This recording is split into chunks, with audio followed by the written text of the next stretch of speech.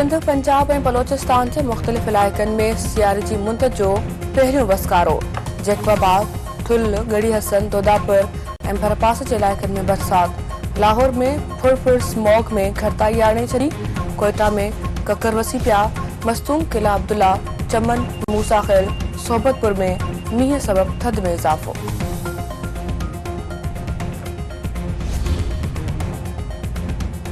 वॾे वज़ीर मुराद अली शाह चयो आहे त पाणी जो हिकु फुड़ो बि हू कंहिंखे न ॾींदा। 6 केनालनि मां को बि केनाल न पियो ठहे। पाणी जो मसइलो CCI खां सवाइ हल न थींदो। PP जो केनालनि वारे मामले ते मौक़िफ़ वाज़े आहे। हू हर फोरम ते सिंध जे हक़नि जी ॻाल्हि कंदा आहिनि। क़ौम परस्तनि PP सबबि JUI जे IPC जो बाइकॉट कयो, जंहिं सां साबित थियो त मसइलो रुॻो PP सां आहे। PP कंहिं बि पार्टी ते पाबंदी जी मुख़ालिफ़ आहे। एहतजाज ज़रिए कंहिं बि माण्हू जी आज़ादी जो मुतालबो ई बुनियादी तौरु ग़लति आहे। कंहिंजी बि आज़ादी अदालतुनि ज़रिए ई मुमकिन आहे। KP में गवर्नर राज लॻाइणु सवलो न हूंदो।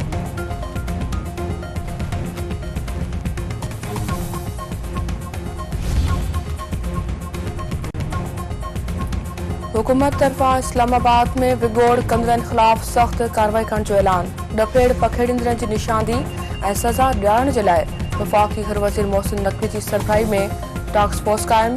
विगोड़नि बाबति शाइदियूं गॾु करण जे लाइ फॉरेंसिक लैब क़ाइमु करणु ऐं सब्सिडी खे जदीद पाइण जो फ़ैसिलो। वज़ीर आज़म शहबाज शरीफ़ जो चवणु आहे त तहरीक इंसाफ़ सियासी पार्टी न पर फितनो आहे। हथियारबंद टोलनि ख़िलाफ़ कार्रवाई कई वञे।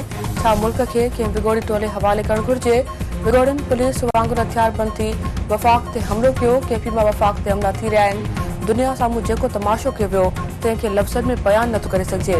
हिकु तरफ़ बेलारूस जे सदर जी गॾिजाणी ऐं ॿिए तरफ़ शेलिंग कई वई। तहरीक इंसाफ़ जे धरणे सबबि ई चीनी सदर दौरो मुलतवी कयो। मुल्की तरक़ी ऐं मज़बूती जे दुश्मननि खे मक़सद में कामयाब थियण न ॾिनो वेंदो।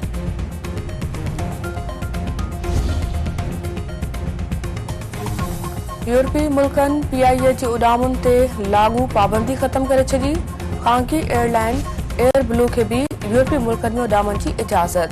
बचाव वारे वज़ीर ख़्वाजा आसिफ चवणु आहे त PTI जो यूरोपी मुल्कनि लाइ फ्लाइट ऑपरेशन जल्द बहाल थी वेंदो। PIA जे ॿियनि एयरलाइंस जी भेट में रेटिंग बहितर थी आहे। उमेद आहे त बर्तानिया ऐं ॿियनि मुल्कनि में बि PIA जी उॾामुनि तां पाबंदी हटी वेंदी।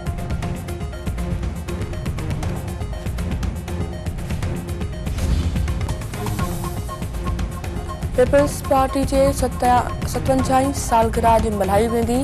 150 खां वधीक ज़िलनि में तक़रीबन खे PP chairman Bilawal Bhutto Zardari video link ज़रिए ख़िताब कंदो। सूबाई वज़ीर सईद करीम जो चवणु आहे त पीपल्स पार्टी हर दौर में आमरनि ख़िलाफ़ जदोजहद कई आहे। जमहूरियत जे लाइ PP जूं क़ुर्बानियूं तारीख़ में हमेशह यादि रहंदियूं।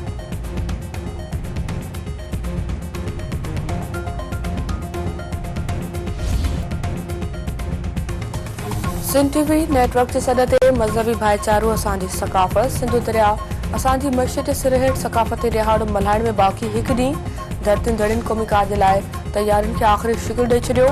अजरक ऐं टोपी जी ख़रीदारी, नवां वेस वॻा बि तयार। तालीमी इदारनि में सक़ाफ़त जी इंड लठी रंगनि जी बहार। हैदराबाद में सक़ाफ़त खे भेटा पेश करण लाइ थर फेस्टिवल शुरू। फनकारनि तरफ़ां सुरन जी वर्खा। ज़िले इंतज़ामिया जी बचत बाज़ार में भी सक़ाफ़ती शयुनि जा स्टॉल क़ाइमु। मादर इल्मी सिंध यूनिवर्सिटी में सक़ाफ़ती तक़रीब दौरान शागिर्दनि ऐं शागिर्दाणनि जो गीतनि ते रक़्स। बदीन में औरतुनि जी सक़ाफ़ती तक़रीब, औरतुनि जी सक़ाफ़ती वेस वॻा पहिरें शिरकत।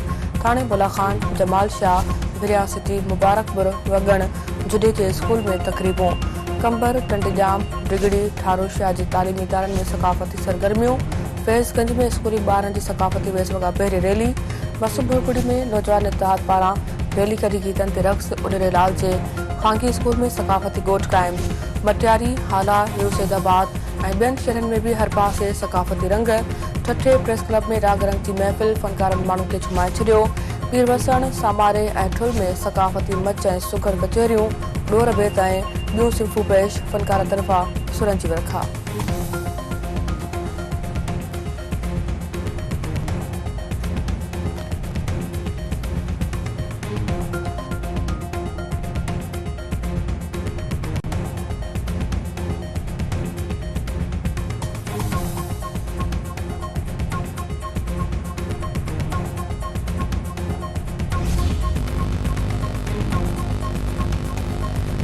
सिंध टीवी नेटवर्क के सॾ ते सकाफ़ती ॾिहाड़ो वेझो ईंदे ई कुलनि जहिड़ा ॿाड़ा बि सकाफ़ती रंगनि में रंगियल अजरक ऐं टोपियूं पहिरे सिंधी गीतनि ते रक़्स ॿारनि जी सकाफ़त सां मुहबत जा वीडियोज़ सोशल मीडिया ते वायरल।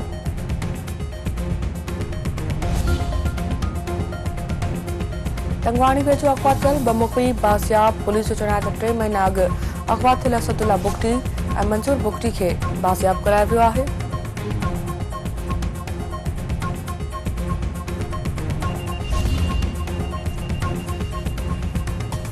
ज़रई यूनिवर्सिटी टंडो ड्याम जी औरत प्रोफेसर पारां प्रोफेसर मथां हिसाइण जो इल्ज़ाम। प्रोफेसर शबाना सरताज वीसी के प्रोफेसर अमानुल्ला दुनिया ख़िलाफ़ दरख़्वास्त जमा कराए छॾी। वाइस चांसलर मामलो रजिस्ट्रार हवाले करे छॾियो। मुबीना हिरासमेंट जो शिकार औरत मामलो सोशल मीडिया ते वायरल करे छॾियो। शबाना सरताज जो चवणु आहे त रजिस्ट्रार कार्रवाई बदिरां उबतो खेसि दॿाए रहियो आहे, नोटिस वरितो वञे।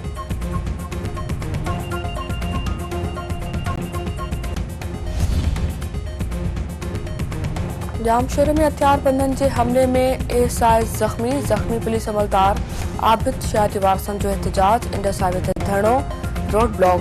ज़ख़्मी एएसआई जो चवणु आहे त रुपोश डोहारनि जी गिरफ़्तारी दौरान 10 खां 15 हथियारबंदनि सां गॾिजी हमलो कयो। जवाबदारनि खे बिना देर गिरफ़्तार कयो वञे।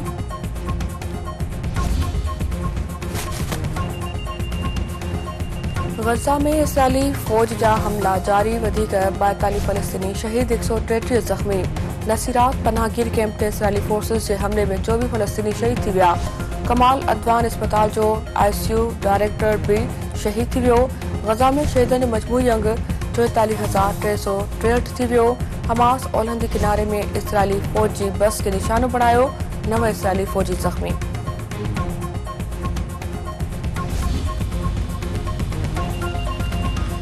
चैंपियंस ट्रॉफी के मुस्तक़बिल बाबत दुबई में ICC जो इजलास अॼु ॿीहर थींदो। पाकिस्तान, भारत ऐं ICC तरफ़ां अमल जोगन ऑप्शन्स ते गौर कयो वेंदो। सलाह मशवरे में 2 खां 3 दोस्त बोर्डनि खे भी शामिल कयो वेंदो।